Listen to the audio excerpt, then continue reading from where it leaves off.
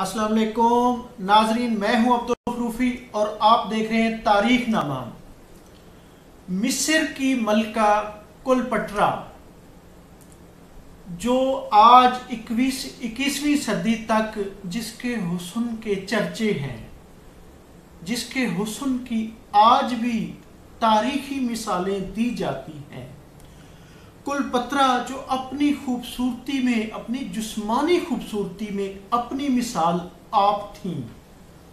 वो जानवरों के दूध से निहाती थीं, वो हुस्न की देवी थी। नाजरीन, ये 48 कबल मसीह, बाज कहते हैं 51 कबल मसीह कि ये आखिरी क्लेओपेट्रा थी। इससे पहले भी 6 क्लेओपेट्रा आ चुकी थी। ये 7वीं क्लेओपेट्रा यानी कि तारीख की आखिरी क्लेओपेट्रा थी।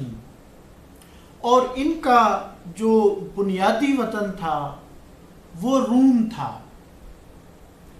ये मिस्र की मलका कैसे बनी और इसने जूलियस सीजर जैसे रूम के बहुत बड़े बादशाह को अपने हुस्न से कैसे यानी कि उसको शिकार किया, उसके बाद ये कैसे इसके नाम से जंगें होती रही और आज तक ये तारीख इसके बारे में मुख्तलिफ तरह तरह की कहानियाँ बयान की जाती हैं। आज के तारीखनामा में क्लेओपेट्रा के हवाले से कि वो कौन थी और उसके बारे में मुकम्मल तारीख।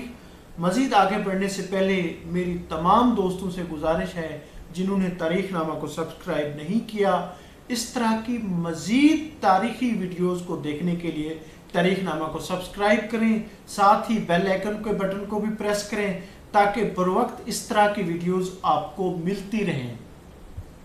नाजरीन,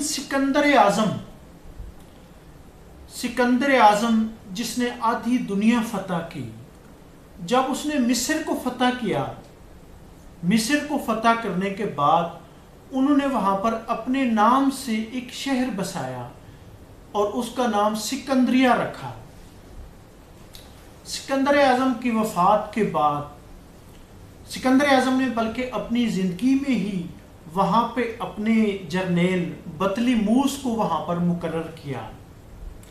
जब सिकंदर आज़म की वफ़ात हो गई तो उसके बाद ये इलाका यानी सिकंदरिया मिस्र ये बतलीमूस के हिस्से में आया और बतलीमूस बहुत लायक था, बहुत ही ज़हीन था।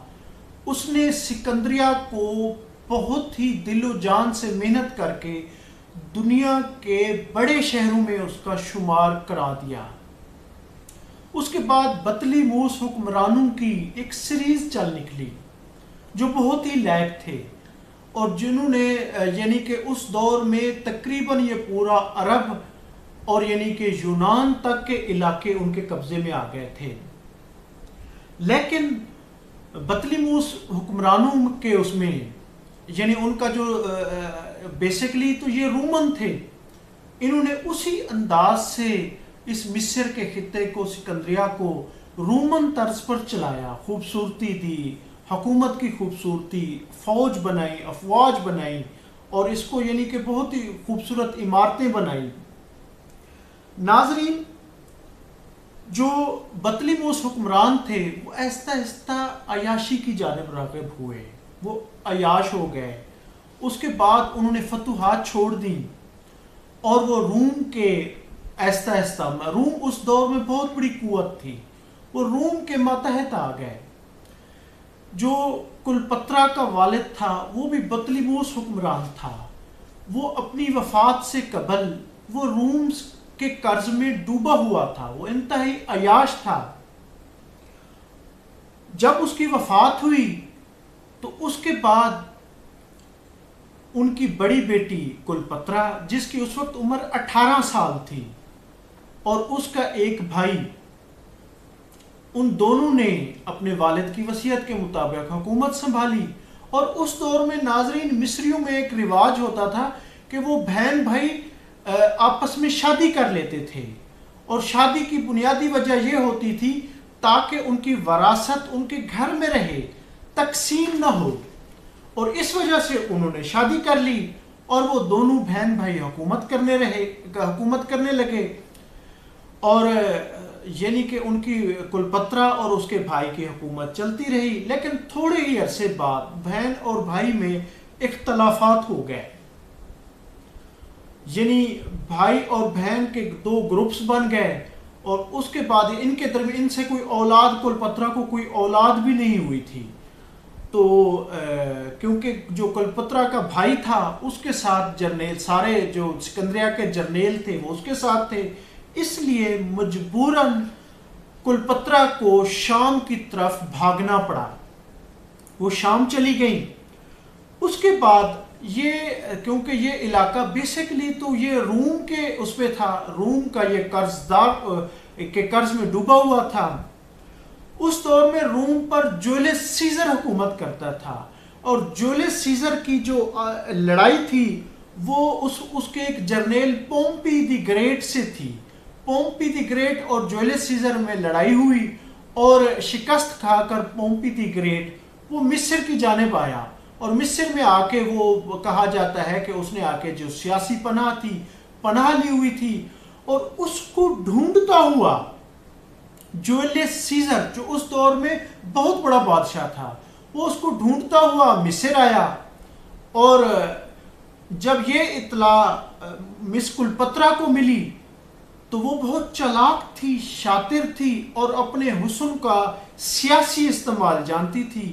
वो भागकर मिस्र आ गई, शाम से भागकर मिस्र आ गई, हालांकि वो अपने भाई से डरी हुई थी। वो जूलियस सीजर के सामने पेश हो गई और उसने अपनी खूबसूरत अदाओं से जूलियस सीजर, जो उस वक्त तकरीबन तमाम ममालिक पर छाया हुआ था, उसकी हुकूमत, तमाम ममालिक उससे डरते थे या उससे, यानी कि कोई उससे सामने नहीं आता था, उससे जंग करने के लिए कोई तैयार नहीं था। उसने जूलियस सीजर को अपने हुस्न के जाल में फंसा लिया और उसके बाद दोनों ने मिलकर, बल्कि जूलियस सीजर ने उसके भाई पर हमला कर दिया जो उस वक्त मिस्र का हुक्मरान था और वो भाग निकला और वो दरियाए नील में डूब कर मर गया। जब वो मर गया तो कुलपत्रा जो थी वो मिस्र की मलका बन गई, वो मिस्र की मलका बन गई और जूलियस सीजर उसके हुस्न का शिकार था और वो उसके साथ रहने लगा। नाजरीन, क्योंकि कदीम जो मिस्री रिवायत थी उसको अपने ख़ानदानी रिवायत के मुताबिक अब यानी अपने भाई से, फिर अपने से छोटे भाई से, कहा जाता है कि उस वक्त उसकी उम्र 12 साल थी उस छोटे भाई की, उससे उसने शादी की और उसका हकीकी जो खामद उस वक्त टाइम जो बना हुआ था वो जूलियस सीजर था। जूलियस सीजर वो रूम छोड़कर 2 साल तक मिस्र में बैठा रहा और वो इसकी बाहों में रहता था और इसके नतीजे में जूलियस सीजर का यानी एक बेटा भी कुलपत्रा के यहाँ पैदा हुआ। और उधर रूम में, क्योंकि जूलियस सीजर की अदम मौजूदगी में बगावतें शुरू हो गई, तो जब उन्होंने वहाँ बगावत को कुचलने के लिए उधर गया तो उसने वहाँ पर अपने जितने भी साथ मुखालफिन थे उनको शिकस्त दी और बड़ा जश्न मनाया। नाजरीन, उस जश्न में शरीक होने के लिए कुलपत्रा भी दोबारा रूम चली गई और वहां पर यह है कि उसने उस जश्न में हिस्सा लिया और वो ख्वाब देखने लगी रूम की मलका का। तो नाजरीन, इस दौरान उन्होंने अपने जो उसका खामद भाई था उसको भी जहर देकर, क्योंकि उसका छोटा भाई जो दर हकीकत उसका खामद था और फिर उसकी एक और बहन ने मिलकर इसको मारना चाहा था, क्योंकि ये सारा दिन, सारी रातें, ये सारा टाइम तो जूलियस सीजर के पास होती थी, जिसकी वजह से उन्होंने इसके खिलाफ साजिश की थी, इसको मारना चाहा। तो इसने उनको जहर पिलवाकर उनको यानी कि उनको मौत से हमकिनार करा, उनको यानी मौत दे दी। वो मर गए और ये मिस्र की मलका थी और ये फिर बैक वक्त अब ये रूम की मलका का भी ख्वाब देख रही थी। लेकिन पोम्पी द ग्रेट के हामियों ने, जब ये जश्न मनाया जा रहा था, जश्न के बाद उसके एक जर्नेल, जूलियस सीजर के एक जर्नेल ब्रूट्स ने जूलियस सीजर को कत्ल कर दिया।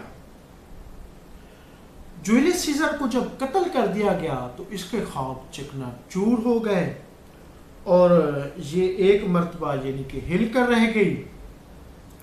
और फिर इसने फैसला किया कि उस वक्त जो जूलियस सीजर का ताकतवर तरीन जर्नेल था मार्क एंटोनी, जो उस वक्त हुक्मरान बन गया था, इसने मार्क एंटोनी को अपने हुस्न के जाल में फंसाया और उस पर ऐसा जादू फेंका अपने हुस्न का कि वो इसका दीवाना हो गया और वो फिर वो इसके साथ रहने लगा। और उससे क्लीयोपेट्रा के हाथ 3 बेटे पैदा हुए। और उसके बाद मार्क एंटोनी और जूलियस सीजर के बेटे के दरमियान एक यानी कि जंग छिड़ गई और मार्क एंटोनी और क्लीयोपेट्रा ने जूलियस सीजर के बेटे के खिलाफ जंग लड़ी, लेकिन वो जंग मार्क एंटोनी जो जर्नेल था वो हार गया और जूलियस सीजर का जो बेटा था ऑक्टेन वो ये जंग जीत गया। और उसके बाद मार्क एंटोनी ने खुदकुशी कर ली, जिसके बाद इस औरत के बाद, इस हसीन तरीन औरत के बाद पास कोई चारा नहीं था। लेकिन इसने फिर भी हिम्मत नहीं हारी। इसने जूलियस सीजर के बेटे ऑक्टेन पर अपने हुस्न का जादू फेंका और उसको अपनी जानिब मैल करने की कोशिश की, लेकिन वो अपने वालिद और मार्क एंटोनी के इंजाम से बखूबी वो था वाकिफ था। वो इसके जुल्फों में नहीं आया, उनके दाम में नहीं आया और उसने नाजरीन इसको कैद कर दिया। और कहा जाता है कि ये उसकी कैद में ही ये हसीन तरीन औरत मर गई।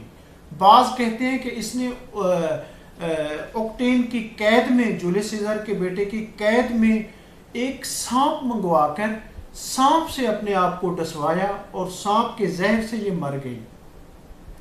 नाजरीन, ये खूबसूरत औरत जिसका आज भी पूरी दुनिया में, तारीख में, फिर आज 21वीं सदी है, ये तकरीबन 48 से यानी 51, 48 और फिर 51 कबल मसीह से लेकर आज 21वीं सदी तक इस औरत के हुस्न के चर्चे और इसने अपनी अदाओं से, इसने अपनी साजिशों से और इसने यानी कि मर्दों को इस्तेमाल करके इसने हुकूमत, यानी कि ये मिस्र की भी मलका थी और बुनियादी तौर पर क्योंकि ये बतलीमूस ख़ानदान से थी, बुनियादी तौर पर ये यूनानी थी। बाज़ के बारे में कहा जाता है कि ये मिस्र से थी, मिस्र की मलका ज़रूर बनी थी, लेकिन ये इसका वालिद यूनानी था। नाजरीन, ये हसीन तरीन औरत, इसका आज भी तारीख़ की कुतुब में चर्चा है, इसके बारे में आज भी शौक़ से पढ़ा जाता है और आज भी इसकी मिसालें दी जाती हैं और इसके बारे में तरह तरह की स्टोरियाँ बयान की जाती हैं। इसने अपने 2 भाइयों से शादी की और फिर कई जर्नेलों को भी जिनसी ताल्लुकात की वजह से उनके साथ जिनसी ताल्लुकात इस्तवार करके यानी कि उनको अपने मकासद के लिए इस्तेमाल किया। नाजरीन, उम्मीद है कि ये तारीखनामा की ये वीडियो आपको पसंद आई होगी और मज़ीद इस तरह की वीडियो देखने के लिए तारीखनामा को सब्सक्राइब करें, वीडियो को लाइक करें। बहुत शुक्रिया, थैंक यू, अल्लाह हाफिज़।